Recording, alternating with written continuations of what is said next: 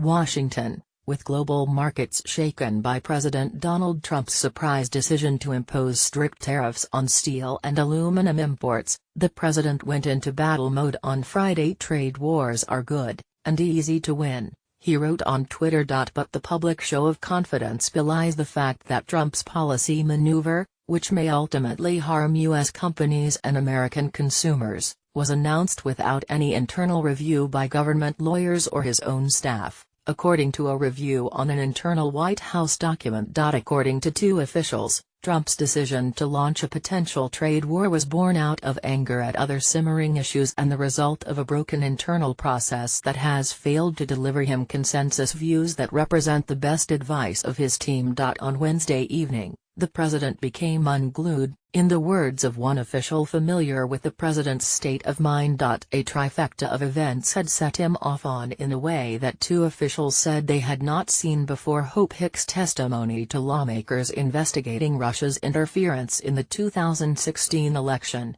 conduct by his embattled attorney general, and the treatment of his son-in-law by his chief of staff. Trump, the two officials said, was angry and gunning for a fight, and he chose a trade war, spurred on by Commerce Secretary Wilbur Ross and Peter Navarro, the White House Director for Trade. Ross had already invited steel and aluminum executives to the White House for an 11 a.m. meeting on Thursday. But Ross, according to a person with direct knowledge, hadn't told the White House who the executives were.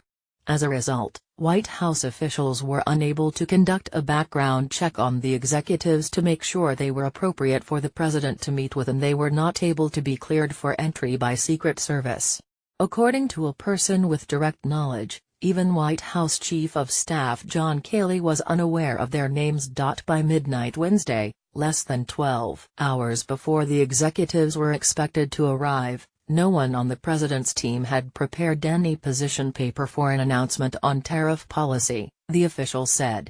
In fact, according to the official, the White House counsel's office had advised that they were as much as 2 weeks away from being able to complete a legal review on steel tariffs. In response to NBC News, another White House official said that the communications team was well prepared to support the president's announcement and that many of the attendees had been in the White House before and had already been vetted for attendance at a presidential event. A different official said of the decision, "Everyone in the world has known where the president's head was on this issue since the beginning of his administration. There were no prepared, approved remarks for the president to give at the planned meeting, there was no diplomatic strategy for how to alert foreign trade partners, there was no legislative strategy in place for informing Congress, and no agreed-upon communications plan beyond an email cobbled together by Ross's team at the Commerce Department late Wednesday that had not been approved by the White House."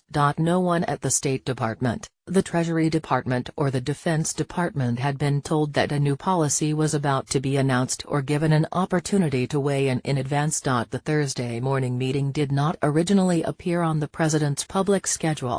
Shortly after it began, reporters were told that Ross had convened a listening session at the White House with 15 executives from the steel and aluminum industry. Then, an hour later, in another unexpected move, reporters were invited to the cabinet room. Without warning, Trump announced on the spot that he was imposing new strict tariffs on imports. By Thursday afternoon, the U.S. stock market had fallen and Trump, surrounded by his senior advisors in the Oval Office, was said to be furious.